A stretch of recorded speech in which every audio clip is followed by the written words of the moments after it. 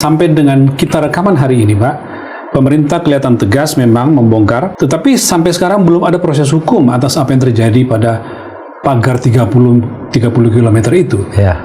Pak Mahfud melihat ini wajar seperti ini saja tanpa ada proses hukum atau bagaimana? Pertama kita hargai ya. Dulu kita sampai 2 episode kan bicara itu. Betul. Pemerintah nampaknya bingung gitu ya. Semula saling lempar, tapi kan masyarakat tahu kemudian caranya tahu ini siapa yang bertanggung jawab pada suratnya apa, kan kemudian tidak bisa disembunyikan lagi bahwa itu ada sertifikat, karena sertifikat itu kan bisa diakses di berbagai kantor pemerintah, di kantor misalnya administrasi hukum umum di Jenkumham di situ ada di Jenkumham kan di situ bisa dilihat perusahaan-perusahaan apa yang punya apa, lalu akhirnya nggak bisa ngelak kan. Ternyata ada 263 sertifikat yang keluar.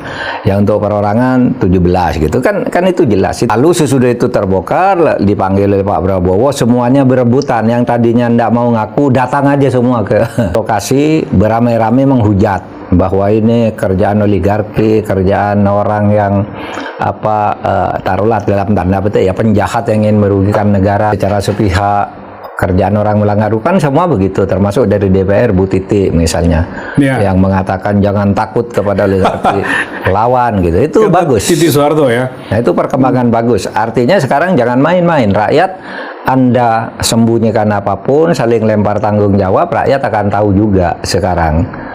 Karena rakyat punya senjata juga yang namanya netizen. Ya, netizen itu ya ada yang memang netizen bayaran, tapi ada juga yang memang pejuang gitu. Sehingga nanti siapapun yang akan mencoba nyuruh orang untuk ngaku membela dengan berbagai cara, silahkan bela gitu. Tapi hukum harus ditegakkan. Nah, oleh sebab itu masuk ke soal kedua. Saya gembira ya dengan perkembangan terakhir. Sesudah dipanggil oleh Pak Prabowo, semuanya lalu membongkar pagar laut itu. Rame-rame semua hadir di laut ya. Semua hadir di laut, ada semua Menteri instansi. Nusron, ada Pak Sakti Wahyu Trenggono hadir, DPR hadir, kemudian polisi, tentara semua kan. Sektor-sektor yang mengurusi kelautan semuanya hadir kan, mulai dari Bakamla, Polairut, Angkatan Laut semua hadir. Nah, bagus banget ini merespon Pak Prabowo. Tapi satu yang belum. Dan itu sangat penting, yaitu sampai saat kita bicara ini, ya sampai akhir pekan kita rekaman ini, akhir pekan lalu berarti ya. Ini belum ada kejelasan proses hukum. Padahal ini pelanggaran hukum luar biasa, perampokan terhadap kekayaan negara, perampokan terhadap sumber daya alam yang dilindungi oleh undang-undang untuk tidak boleh dimiliki oleh siapapun pihak swasta kecuali negara. Tidak boleh perusahaan, tidak boleh perorangan. Karena di dalam hukum kita tidak ada hak guna laut. Yang ada hak guna bangunan itu di bumi. Nah, kok hak guna bangunan diberikan di atas air yang sudah dikapling?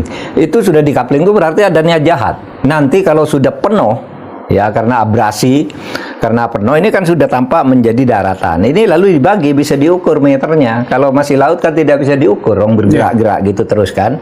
Nah, ini nanti diukur meternya, lalulah menjadi reklamasi kan itu.